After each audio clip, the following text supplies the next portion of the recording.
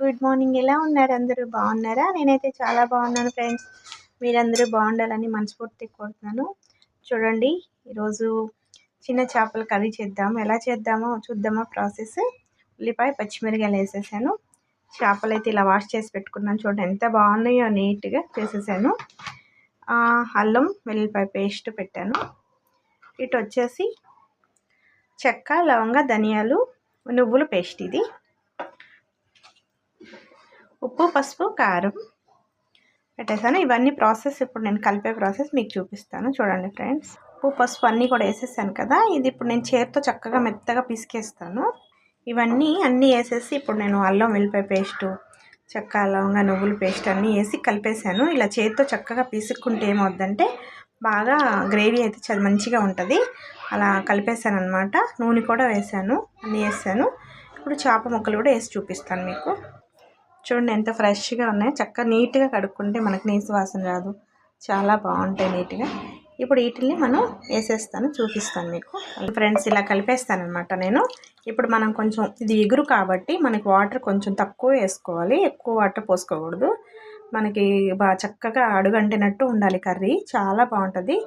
ఇవి పిల్లల తల్లిలు తిన్నా సరే మంచిది, పాలు పడతాయి అంటారు కదా, పాల పరిగిలు ఇవి. చాలా టేస్టీగా ఉంటుంది కర్రీ అయితే. ప్రాసెస్ మొత్తం అయిపోయాక మీకు చూపిస్తాను లాస్ట్లో. నచ్చితే లైక్, కామెంట్, సబ్స్క్రైబ్ చేసుకోండి. ట్రై చేయండి ఫ్రెండ్స్. ఎవరైనా తినండి, తిననోళ్ళు కూడా తినండి. మంచిది, ఇది కంటికి మంచిది, హెల్త్కి మంచిది.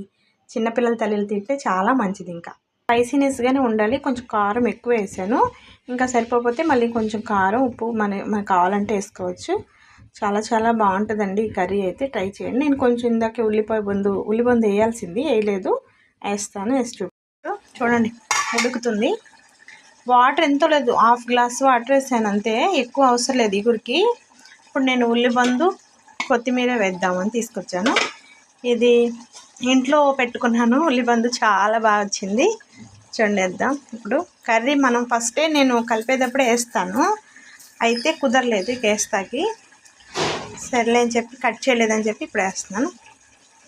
చాలా బాగుంటుంది కర్రీ అయితే, చాలా చాలా ఎమ్మి టేస్టీగా ఉంటుంది. మీకు నచ్చితే కనుక లైక్, కామెంట్, సబ్స్క్రైబ్ చేయండి. ఒకసారి ట్రై చేయండి.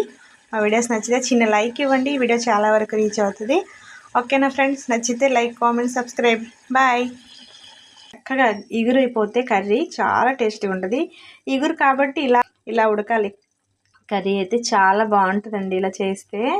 ఇలా చక్కగా మనకి మనం నీళ్లు పెట్టేసుకుంటే అస్సలు బాగోదు. ఇలా ఉంటేనే బాగుంటుంది. చేప ముక్క కంటినట్టు ఉండాలి మన గ్రేవీ, చాలా బాగుంటుంది. నచ్చితే లైక్, కామెంట్, సబ్స్క్రైబ్ ఫ్రెండ్స్.